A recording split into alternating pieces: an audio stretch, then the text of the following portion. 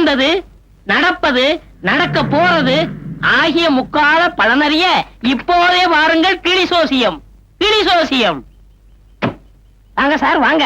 கிளி பாக்குறீங்களா? என்ன தயங்குறீங்க? வாங்க சார். உங்க முகத்தை பார்த்தா குடும்பத்துல ஏதோ குழப்பம் நினைக்கிறேன். எப்படி அவ்வளவு கரெக்டா சொல்றீங்க? ஒரு குத்து மதி பார்த்தா இந்த காலத்துல குழப்பமில்லாத குடும்பம் எங்க சார் இருக்கு? கிளிய வெளியே வர சொல்லட்டுமா? நான் ஜோசியம் பார்க்க வரல. அப்ப எனக்கே ஜோசியம் சொல்ல போறீங்களா? நான் சொல்ற மாதிரி சரியா? கிளிய நீங்க எடுத்துக்கிட்டு காரை நான் எடுத்துட்டு போவா? யோ, நான் சொல்றத கேளியா? என் வீட்டு அட்ரஸ் கொடுக்கறேன், நேரா அங்க போறேன். என் மனைவி ஜானகிக்கு ஜோசியம் பாக்குற மாதிரி பாக்குறேன். அம்மா, உங்க வீட்டுக்காரருக்கு 2 தாரம் சொல்றேன். காரனா குடுக்கற ஆளத்தான் தேடி வந்திருக்க ஒழிய கார்ல யாரும் வந்ததுன்னு நினைச்சேன். இப்பதான் புரியுது. அசத்திடுவோம். பைக்குள்ள கைய விடுங்க, வியாபாரத்தை முடிச்சிருவோம். இது அட்ரஸ், பணம் 50 ரூபா. அசத்திடுறேன்.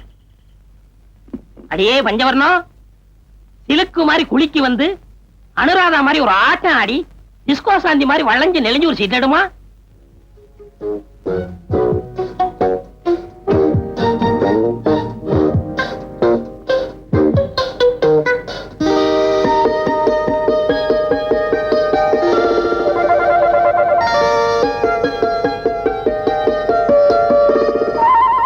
இது இல்லையா? அப்ப இது இதுதானா? நீ கரெக்டா சொல்லுவான்னு எனக்கு தெரியும். அம்மா எக்ஸ்ட்ரா 10 ரூபா கொடுப்பாங்கிறது எனக்கு தெரியும். உள்ளவா உள்ளவா. கரெக்டா சொல்லுங்களா? என்ன இப்படி கேட்டுப்பிட்டீங்க? 5 கண்டத்தையும் தேடினாலும் கிடைக்காத பஞ்சவர்ண கிளி இது. இதோட பரம்பரை இருக்க மதுரை மீனாட்சி கையில இருக்க கிளி. இதுக்கு அது அம்மாவுக்கு அம்மா, அம்மாவுக்கு அம்மாவுக்கு அம்மா, அம்மா அம்மா. புரிஞ்சுதுங்களா? அப்படியா? படிக்கிறேன், கேளுங்க.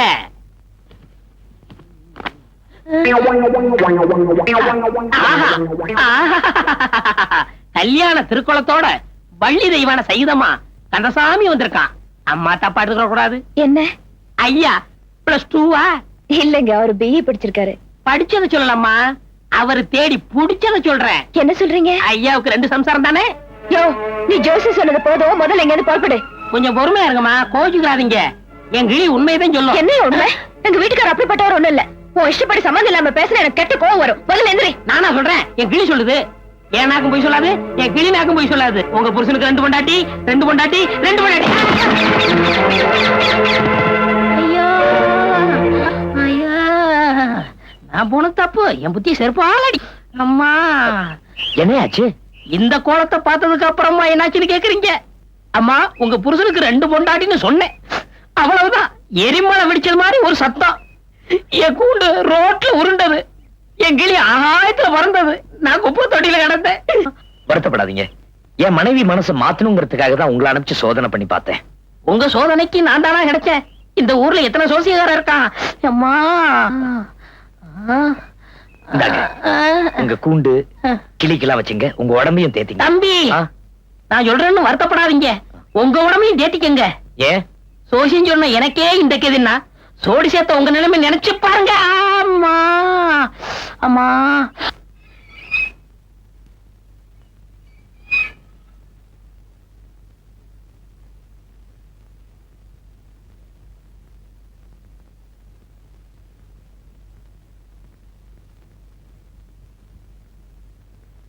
ஐயோ, எங்கடி சாவியை காணோம்? மம்மி, வளைக்கடையில பணம் கொடுக்கும் போது சாவி எடுத்து கீழே வச்சீங்களா? மறுபடியும் எடுத்து வைக்கலையா? ஆமா, மறந்துட்டேன்டே. ஆண்டி, கடை பக்கத்துல தான் இருக்கு. உடனே ஓடி போய் எடுத்துட்டு வந்துடுறேன்.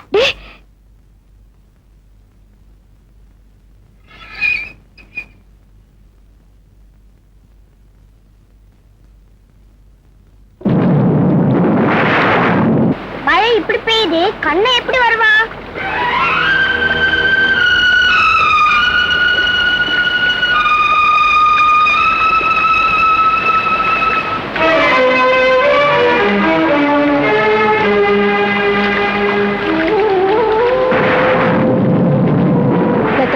கண்ணனை காணோம். நான் போய் பார்த்துட்டு வந்துடுறேன்.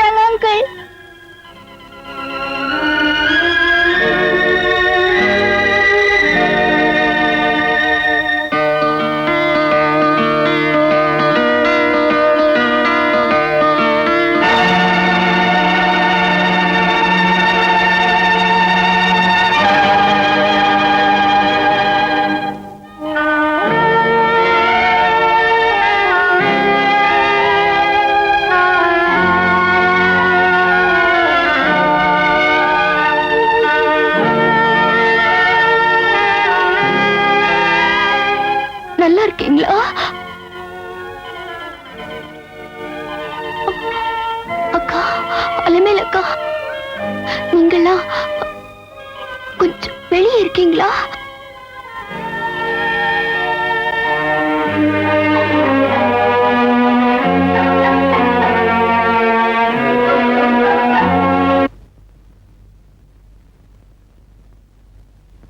மேரி, நீ வர சொன்னது அலமேல அக்கா சொன்னாங்க. எதுக்கு வர சொன்ன? நீ செஞ்சிட்டு இருக்க ஈனத்தனமான காரியத்தை பத்தி பேசுறதுக்காக தான் அவனை வர சொன்னேன். அப்படி என்ன செஞ்சுட்டேன்? என் கணவரோட நிம்மதிக்கு வெலை பேசி பண வசூல் பண்ணிக்கிட்டு இருக்கியே, இதை விட வேற என்ன வேணும்? அது எப்படி உனக்கு தெரியும்? எப்படியோ தெரிஞ்சுக்கிட்ட. ஏன் தெரிஞ்சு போச்சுன்னு வருத்தப்படுறியா? ஓஹோ, நேத்து தெரியாம குடிச்சிட்டு வளரிட்டேன். அது அலமேல அக்கா உங்ககிட்ட சொல்லிட்டாங்களா? ஓகே, இப்ப ஸ்ட்ரைட்டாவே கேக்குறேன், நான் செஞ்சதுல என்ன தப்பு?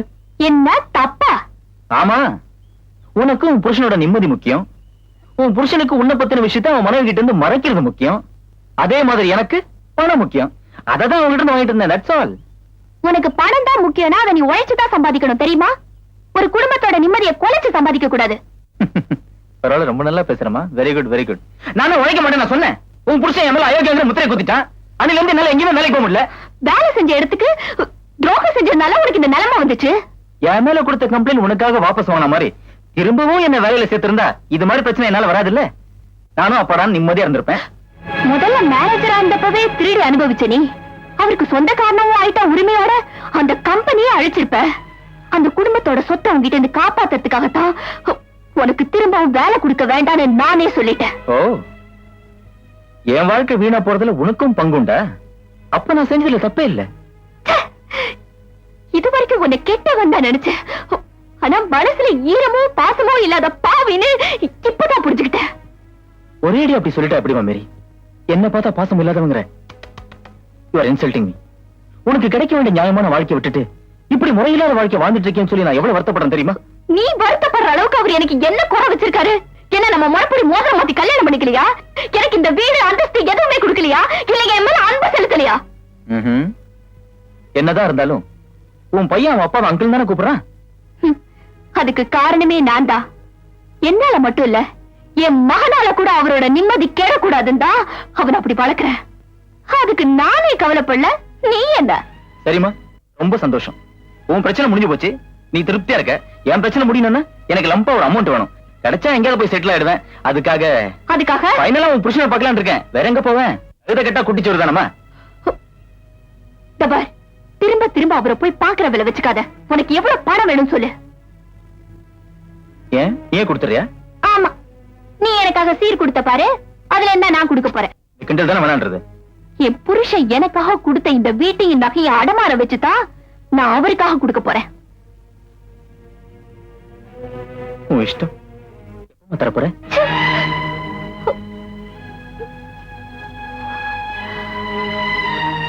இன்னும் 2 நாள் கழிச்சு வா, ஏற்பாடு பண்றேன். கர்த்தர் தானே காப்பாத்து.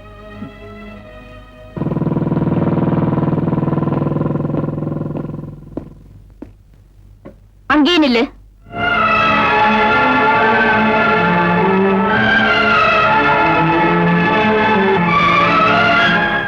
என்னடா வெளியில நிக்க வச்சுட்டாலேன்னு பாக்குறியா? வந்த பாசத்தை விட பணம் தான் முக்கியம்னு எப்ப நீ நினைச்சிட்டியோ, அதுக்கப்புறம் இந்த குடும்பத்தை பொறுத்த வரைக்கும் நீ ஒரு அந்நியன் தான். இந்த கேட்டை தாண்டி உள்ள வர்றத நான் விரும்பல. நான் சொன்ன மாதிரி இதுல பணம் வச்சிருக்கேன், இந்தா. மறுபடியும் சொல்றேன், திரும்பவும் என் கணவரோட வாழ்க்கையில நிச்சயமா தலையிட மாட்டேன். கொஞ்சம் இருந்தே. பணத்தால வாழ்க்கையை மாத்தி அமைச்சுக்கணும்னு நீ ஆசைப்பட்ட, அது இப்போ உனக்கு கிடைச்சிருக்கு. ஆனா என்னைக்காவது ஒரு நாள் நான் எதிர்பார்க்கிற அண்ணனா நீ திரும்பி வரணும்னு நான் ஆசைப்படுறேன்.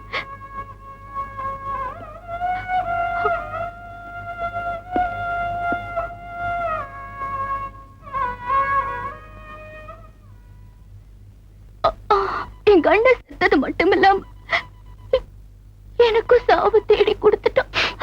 மேரி, அப்படி சொல்ல. நீ பொழைச்சுக்குவே. இல்லைங்க, நிச்சயமா நான் பொழைக்க மாட்டேங்க. இத்தனை வருஷங்களா ஜானகி அக்காவுக்கு தெரியாம நாம மறைச்சு வச்சிருந்த உண்மை அப்படியே இருந்துட்டோம். நீங்க தான் அப்பாங்கிற உண்மைய கண்ணகிட்ட சொல்லாமலே வளர்த்துட்டேன். நீங்களும் சொல்லிடாதீங்க. என் கண்ணனை வளர்க்கிற பொறுப்ப அலமேல அக்கா கிட்டே விட்டுருங்க. ஏன் மேரி இப்படி எல்லாம் பேசுற? உங்களுக்கு அவனால கூட எந்த பிரச்சனையும் எப்பவுமே வரக்கூடாதுங்கிறதுக்காகத்தான் அப்படி செய்ய சொல்றேன்.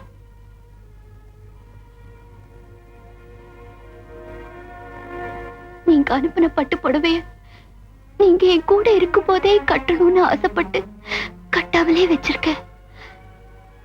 இப்ப அந்த புடவையை எடுத்து உங்க கையாலே என் மேல போத்தி விடுறீங்களா? அங்க இருக்கு.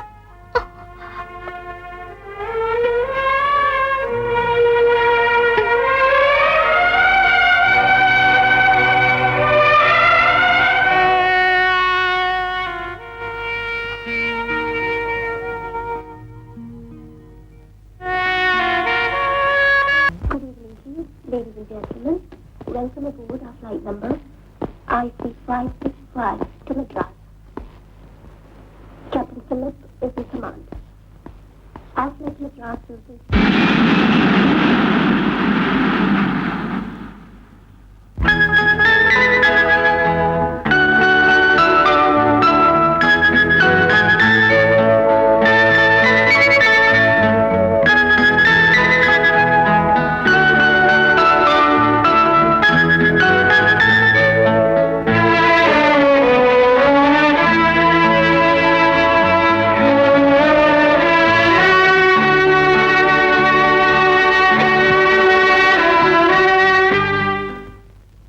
இத பாரு, உன் சம்சாரம் ஆபீஸ்க்கு வந்தது, அங்க கலாட்டா நடந்தது, நீ கட்ட பொண்டாட்டிய மோசம் பண்ணிட்டு இன்னொருத்திய சேர்த்து வச்சிருக்கேன்னு கேள்விப்பட்டது. இதெல்லாம் உண்மையா இல்லையா? ஒண்ணுதான் கேக்குறேன், புரியலையா? உண்மைதாங்க. ஆனா நான் சொல்ற நியாயத்தை கொஞ்சம் கேளுங்க. எந்த அயோக்கியனும் தான் செஞ்ச தவற மறைக்கிறதுக்கு ரெடியா ஒரு காரணத்தை கையில வச்சிருப்பான். உன்ன மாதிரி ஆளோட நிழல் கூட வாசல படக்கூடாது. இந்தா உன் கணக்கு தீர்த்துட்டு போயிடு. அம்மா, ஐயா வந்ததும்... என்னது ஐயாவா? கடவுளே வந்து சொன்னாலும் சரி, தாலி கட்டினவளுக்கு துரோகம் செஞ்ச உன்னை மன்னிக்கவே மாட்டேன். இந்தா பணத்தை வாங்கிட்டு போயிடு. உன்னை பாக்க பாக்க எனக்கு கோவம் அதிகமாயிட்ட போது என் கண்ணு முன்னால நிக்காத, போயிடு.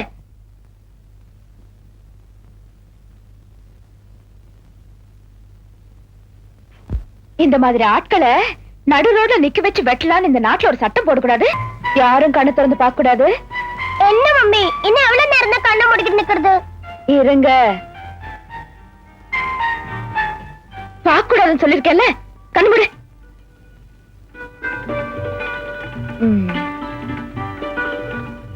இப்ப பாருங்க. இதெல்லாம் யாரு மம்மி? சொல்றேன். இது லதா, மீனா, டாடி, நானு. இது யாரு?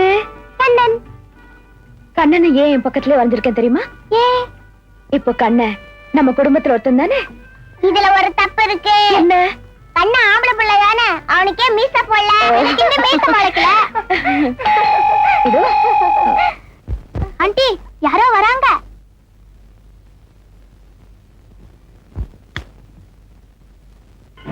வணக்கம். மிஸ்டர் ராமு வீடு இதானே? ஆமா. நான் அந்தமான்ல இருந்து வர்றேன். என் பேர் அலமேல். அப்படிங்களா? உள்ள வாங்க வாங்க.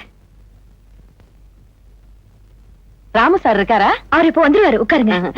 கண்ணன் சௌக்கியமா இருக்கானா? கண்ணன் உங்களுக்கு தெரியுமா? என்னங்க இப்படி கேட்டுட்டீங்க? அவன் தொப்புள் கொடி அறுத்தவளே நான் தான்.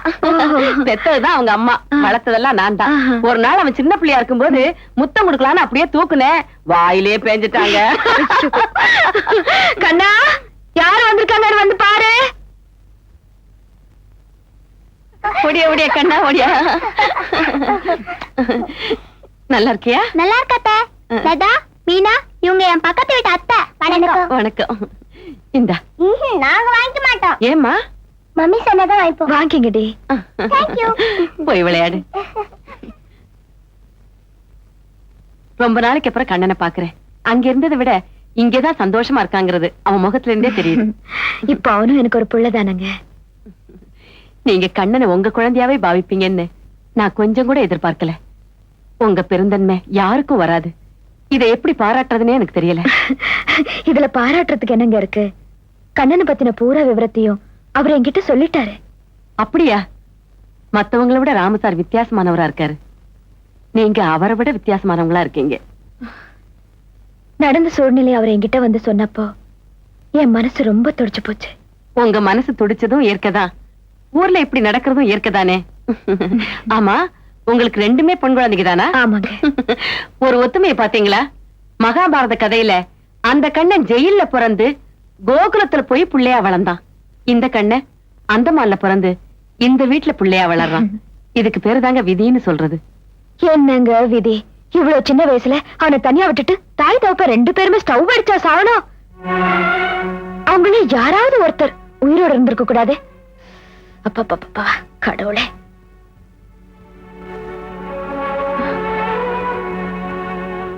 என்னங்க ஏன் ஒரு மாதிரி ஆயிட்டீங்க? ஒண்ணு இல்ல. பழசெல்லாம் ஞாபகப்படுத்திட்டேனா? உங்க வீட்டுக்காரரு எல்லா விஷயத்தையும் உங்ககிட்ட கரெக்டா சொல்லிட்டாரேங்கறத நினைச்சு பாக்கும்போது அவர் எதையுமே என்கிட்ட மறைக்க மாட்டாருங்க.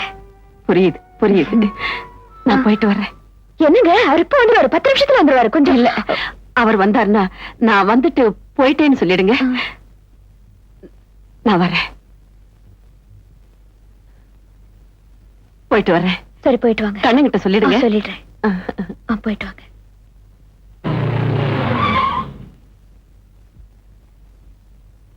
விளையாதான் அந்த பேப்பர்ஸ் எல்லாம் கொண்டு போய் ஆபீஸ்ல கொடுத்துட்டு வண்டியை கொண்டுட்டு வந்துடு. என்ன?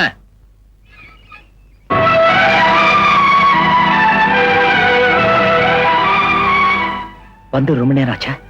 சௌக்கியமா இருக்கீங்களா? இருக்க. ஜானகிக்கு உண்மையெல்லாம் நீங்களும் சொல்லலேன்னு புரிஞ்சுக்கிட்டேன். நானும் சொல்லாம பரப்பிட்டுட்டேன். கண்ண உங்க மகங்கிற உண்மையே இன்னையே உங்க மனைவி கிட்ட மறைச்சு வச்சிருக்கீங்க. நீங்க என்ன தவறா நினைக்க கூடாது. ஜானகியை நம்ம மனப்பூர்வமா நம்பிட்டு இருக்கா. எங்களுக்குள்ள இதுவரைக்கும் எந்த கருத்து வேறுபாடும் இருந்தது கிடையாது. மத்தவங்க பொறாமப்படுற அளவுக்கு நாங்க ஒத்துமையா வாழ்ந்துட்டு இருக்கோம். அப்படி நிம்மதியா இருக்கிற அவ வாழ்க்கையில இப்படி திடீர்னு ஒரு பிரச்சனை அவகிட்ட சொல்லி நடக்க கூடாதது எதுவும் நடந்துட்டா அந்த பயத்துலதான் இன்னும் அவகிட்ட எதுவும் சொல்லாம இருக்கேன்.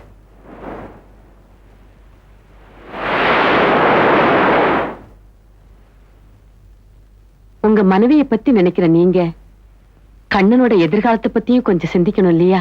நிச்சயமா அந்த பொறுப்பை நான் உணராம இல்ல. ஜானகி கண்ணனை தான் பிள்ளைகளை விட அதிகமாவே நேசிக்கிறான். அந்த நெருக்கம் இன்னும் கொஞ்சம் நீடிச்சா அவனை பிரிய முடியாதுங்கிற அளவுக்கு அவன் மேல பாசம் உண்டாகும். அந்த சூழ்நிலையில சொன்னா அவனை ஏத்துக்க தயங்க மாட்டான்னு நான் நினைக்கிறேன். உங்க தர்ம சங்கடமான நிலைமை எனக்கு புரியுது.